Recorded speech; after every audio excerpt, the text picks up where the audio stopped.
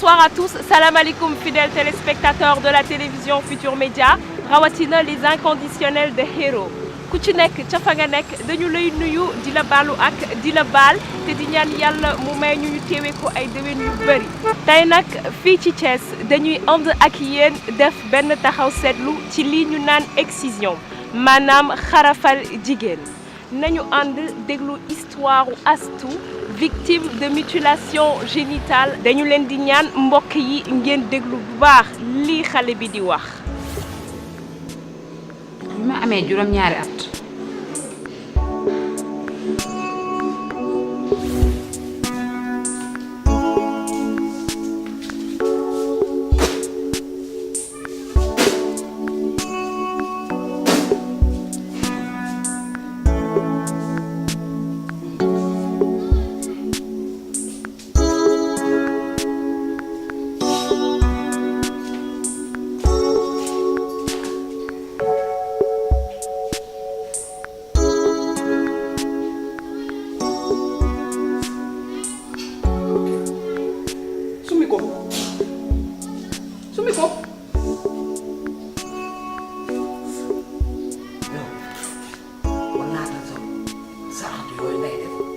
dégg bu baax li ma la wax waaw te nga jéem a tëdd nag te réglé lii ñuy def nii ñu lay def nii depuis cosaan la depuis ci say maamaati maam ba léegi ñu di ko def say mag ñëpp jaar nañ ci kenn musta jooy wala indil ma gàcce fexeel nag ba yow bu ma indil gàcce te bu ma maylu sama noon yi di ma déglu dégg bu baax li ma la wax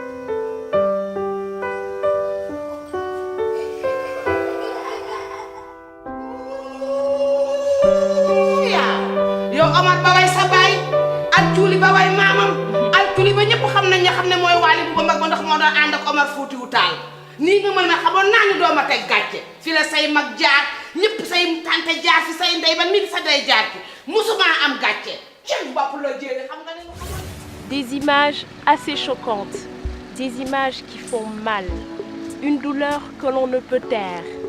Xarafal jigéen, sur quelle base? Voler l'enfance d'une fillette de 5 ans. Il y en a qui me diront que c'est notre culture, mais regardons les conséquences physiques et morales découlant de cet acte.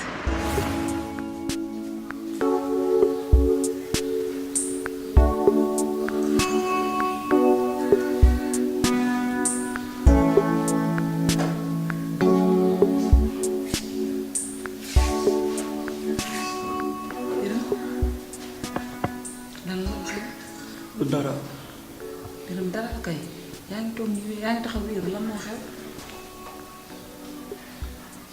Astou dama nëbb sa bopp su ma xamoon lii nag du ma la takk mu lu am si yow benn bànneex wala tax suy am man la.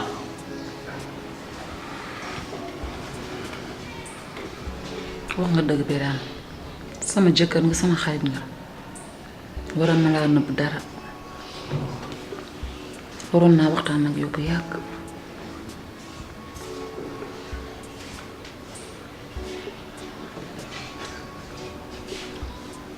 waaye bi ma nekkee xale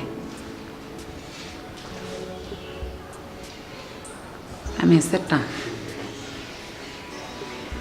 dama bokkoon ci jigéen ñooñu nga xam ne dañ leen a xarafal ba tax na bànneexu sëy lu jëm ci plaisir lu jëkkër ak jabar musuma koo am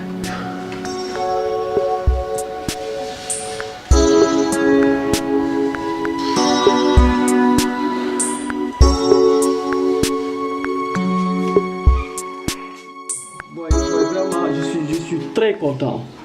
Je suis très content.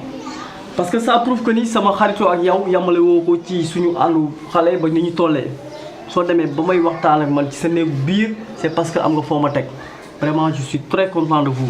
Content naa jàpp nga ma ni ma jàppe woon démb ba léegi je suis très content. Et que sur ce je vais vous dire que ni yii cas yi amoon nañ ci c'est vrai que ni c'est séculaire cosaan la ñoom maam ñoo ko doon def mais léeg-léeg ñu jànkonte ci mais fi mu toll nii nag alhamdulilah bi mu passé étape bi nga xamante ni mooy étape bu graaw bi toll ci étape bi mais comme est-ce que vous êtes conscient des conséquences que l'excision peut apporter est-ce que xam nga réellement conséquences yu mu mën a apporter mais mun na la indil ay mort subite mun na créer ay hémorragie intense yoo xam ni déet ji su ñëwee lu bari da lay indi ay traumatisme créer ay mort subite daf lay yóbbu sax dans le coma da ngay jékki-jékki daanu xëm et puis yooyu mooy yi nga xamante ni mooy yi mën a def ci réaction yu gaaw lu muy gën a dem am na yeneen yu gën a metti yu muy gën a dal donc lii c'est à éviter l'excision moom mbir la boo xamante ni bépp parent wala waajur wala ku jur war nga cee dox ñu bañ koo def xale yi ça peut apporter des conséquences très dangereuses. Dieu merci nag bi mu jàllee étape boobu jàll na étape boobu mu ngi si beneen étape Dieu merci dañ ciy sant yàlla bu baax soxna si loolu passé na mais man xam naa ne dinañ gën a waxtaan entre nous sama jabar nga sama xarit nga. mais sama waay la dafa bëgg lekk te ñoo bokk plat non je le connais non attends xam naa ko ñoo bokk plat su demee liggéey dama koy def sous marin requin laa koy def jaar fa comme ça nga defal ma supp kànja ñu gën a waxtaan ah. yow naaraan nga ci sunu ay gëstu gis nañu ne excision du lu bees ci sunuy diine elle n'est pas une pratique étrangère mais cela ne fait pas d'elle une obligation le prophète paix et salut sur lui dafa jëloon cër bu mag. jox ko ñii ñu tuddee les hommes du savoir ba tax na dafa doon ne quand on ne sait pas il faut demander aux professionnels looloo tax Biram ànd ak soxnaam dem seeti médecin ndeke la frigidité dont souffrait Astou maanaam ñàkk yëg-yëg bi dal Astou ba Biram foog ne bëggu ko dara warulu ko lu dul xarafal bi ñu ko def seen dem ca kër docteur am na njëriñ ndax bañ a fa jógee seeni xel dal na ba tey jii yàlla may na leen benn bant bu jigéen duñu def lu dul dem retourner ci demeure Astou et surtout rencontrer ses parents. ah ba nga def fay. sant yàlla. alhamdulilah. def tàngaay bi. sant yàlla. ñu ngi nii rek tàngaay bi rek mu ñu téye fan yi. papa gën naa laa gis. moo koy sama doom ji moom daf ñoo bare. bu wax loolu xam nga kenn këram la man doomu maa fa nekk moo tax. waaye wax nga dëgg nag lay sax laa bëggoon nga góorgóorlu bu baax. papa ñun dañoo dem fii Medina Fall sama roqee sama xarit boobu roqee cuun mooy sëy ñu góor bi fa bàyyi mami mi. wujj bi moo ne kat du demee yaay fii may dem ci sama maam. daa bëgg a wujje seeg man ñëwal yow ñëwee fii rek ñu wujje ma ak yow. sax dama ko war a jox mu nekk sax rek. waaw kon taal leen loxo yi ma ñaanal leen. wax dem leen ñëw ak jàmm. waaw incha allah. bu leen guddee nag dégg nga. guddee yaay ñëw yaay. waaw dem leen te ñëw ak jàmm. yow ñaata nga am sax. 7 ans. léegi moom jànk la nag moom nijaay nag. wala lu ñuy xaar ci xarafal ko. li ñaan ko sañ te wax sañ a noppi yow rek laa doon déglu nijaay dangay xam ne nag kii baayam tubaab la. waaye bu ma waxee baayam suñu maam ba léegi cosaan la ñuy dund te cosaan yooyu ci la fas yéenee dee. ndeyam dañ koo xarafal ay ragam dañ koo xarafal yow mu yëg noonu kon demal woy pend ba mu ñëw xarafal ko léegi. doo ma ko wax ñaari ndey maa ko jur. soobee yàlla kër pend ba laa jëm. nga yegg si léegi kañ jaare la ko fa mu jaare. woon nañu waxtaan sama soxna si amul la gëj a gis li leen di fii da nga koo xamul dafa jot moo tax nga ñëw ndax yaa ngi may nag ba léegi sax nii la mën a dem daay waaw xanaa après ma mën a jënd boisson. boisson. boisson kees laa lay jënd kees yow moom loo yàlla lay jàpp.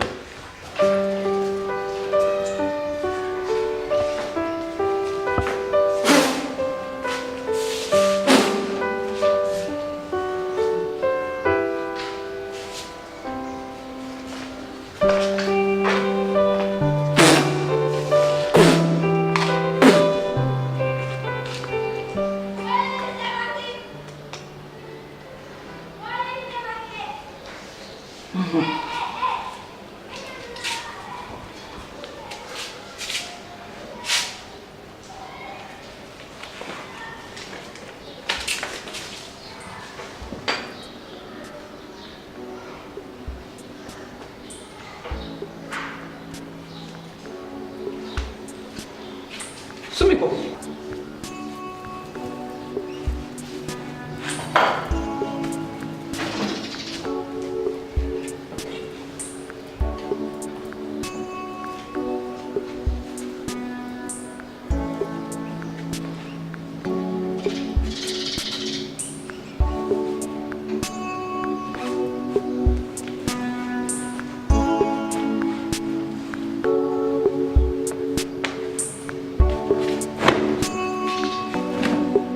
sumi daal yi.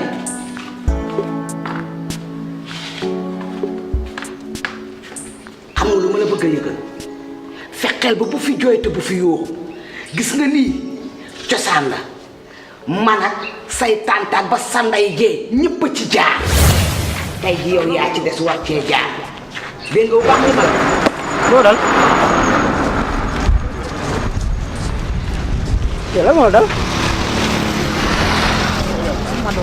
sa doom lan. bu ma dégg yuuxu bu ma dégg onk ac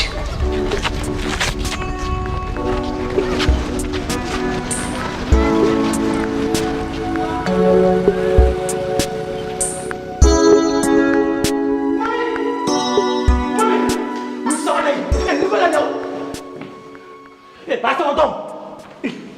Mami. Mami. waa Biro gis nga li nga def ba koy rey nga naan ma. yow xam nga kii bëgguma koo xam. laa ilaaha illallah kii nga xam ne maamam ak suñuy maam la woon ndayam ak suñuy nday tey maag moom biram nga def ko nii ah yow ba wal xale bi mu merde man nga bàyyi doom bi mënoo ko bàyyi. Pas sama doom laa la wax. wan nga ma sa bopp nag naka jekk ma xam ni wëyu nga bànni nga saay-saay nga salopaar nga ba man ne jàkk laa ko xam waaye sama dooma bon moom mi dugg ci moom ne wax naa ko ko kii la fu mu war a jaar daf fay jaar ni ay moromam tëddal mais man nga bàyyi sama doom la mënoo ko bàyyi.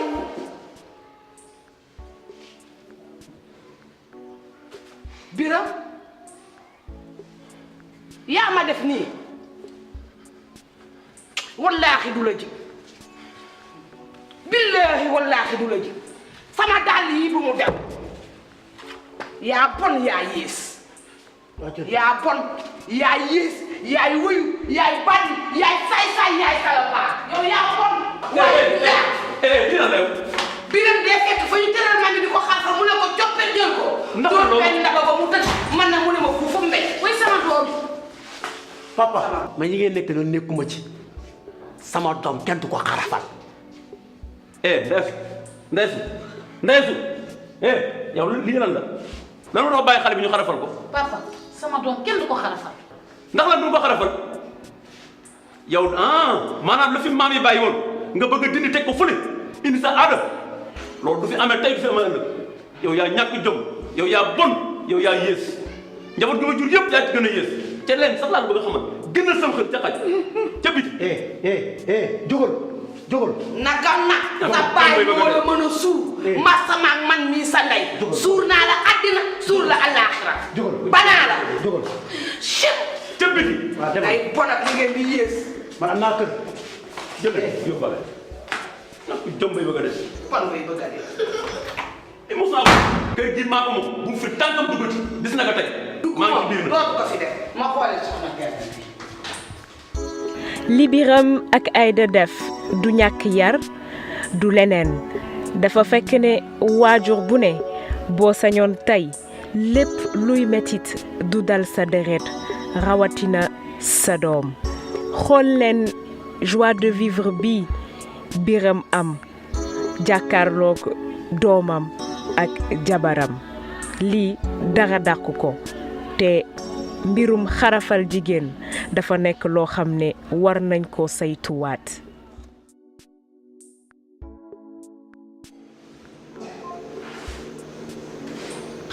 ci li ma fàttali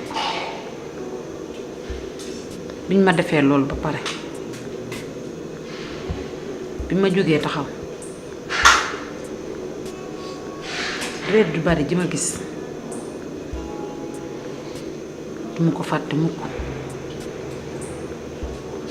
dama koy fàttaliku ba fii mu toll nii loolu moo ma jàpp nekk ci sama bopp bi nekk ci sama xol bi. soo gisee ma génne sama doom aada ak cosaan yi nga xam ne si nan na ko fooyee ci aada ak cosaan nekk loo xam ne si kenn du ko fooyee jëkkëram ji mu topp soo demee fu mu dëkk am na aada am na cosaan dégg naa nag neen xarafal jigéen baaxul ba ma ko déggee ba léegi xam naa ni lii baaxul tegewul ci yoon ba tax na képp koo xam ne si yaa ngi koy def nga bàyyi ko surtout sama mbokk yi lakkat yi nga xam ne si dañ koy dëkk di ko def ñu bàyyi loolu xam ni baaxul ku xam conséquences yi mu lay indil ak lam lay def nga bàyyi ko waaw loolu daal laa bëggoon kenn ku ne ci nga wee ci bu baax. léeg-léeg sax damay am jafe-jafe pour tuur ndox mu jug su ma yeexee tuuti rek moom mooy génnal boppam bi ma ëmbee it sonnoon naa trop metti woon na trop bi may am doom metti na trop foogoon naa ni sax sama bakkan leen ci des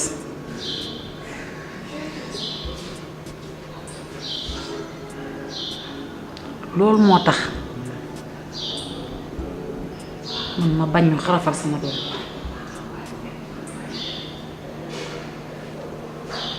may ñaan waajur yi papa yi yaay yi ñu bàyyi loolu ndax metti na trop